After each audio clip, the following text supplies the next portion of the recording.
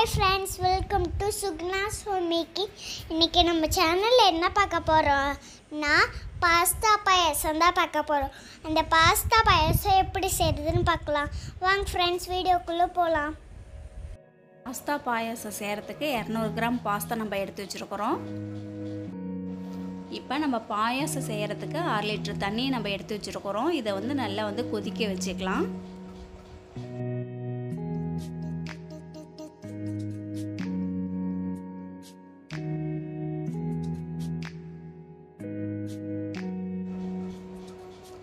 இப்போ தண்ணி நல்லா கொதிச்சிருச்சு. நம்ம எடுத்து வச்ச பாஸ்தாவை இதில் போட்டுக்கலாம்.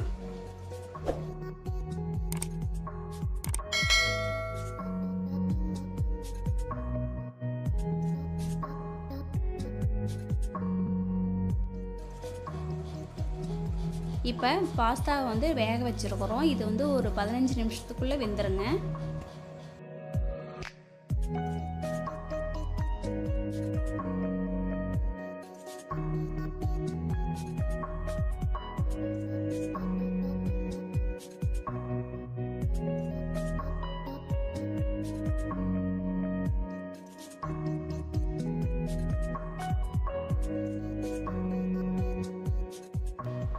இப்போ 15 நிமிஷம் ஆயிடுச்சு. பாஸ்தா வெந்துருச்சான்னு பார்க்கலாம். பாருங்கள், பாஸ்தா நல்லா வெந்துருச்சு.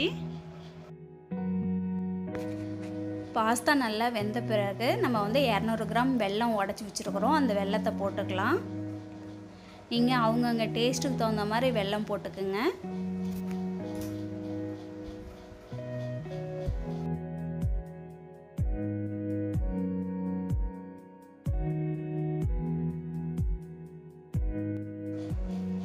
இப்போ வெல்லம் போட்ட பிறகு நல்லா கரையிற வரையும் நம்ம கொதிக்க வச்சுக்கலாம்.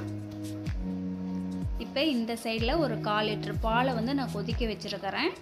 நம்ம பாலை அதில் ஆட் பண்ண போகிறோம் பாயாசத்தில். இப்போ பாயாசத்தில் 1 ஸ்பூன் அளவு பாதாம் பவுடர் ஆட் பண்ணிக்கலாம்.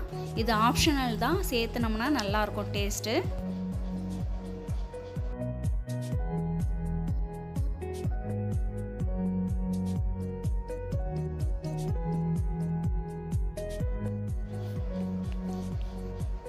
ஏலக்காய் ஒரு 5 ஏலக்காய் நம்ம பொடி பண்ணி வச்சுருக்கிறோம். ஏலக்காய் தூள் போட்டுக்கலாம்.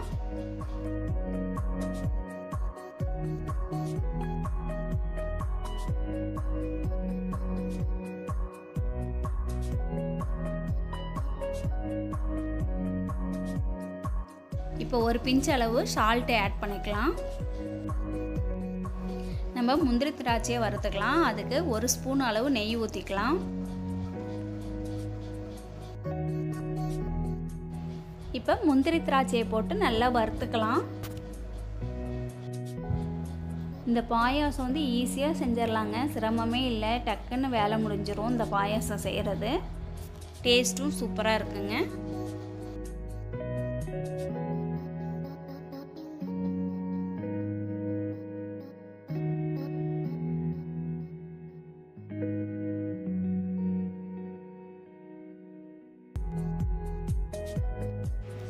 இப்போ வறுத்த முந்திரி திராட்சையை பாயாசத்தில் போட்டுக்கலாம்.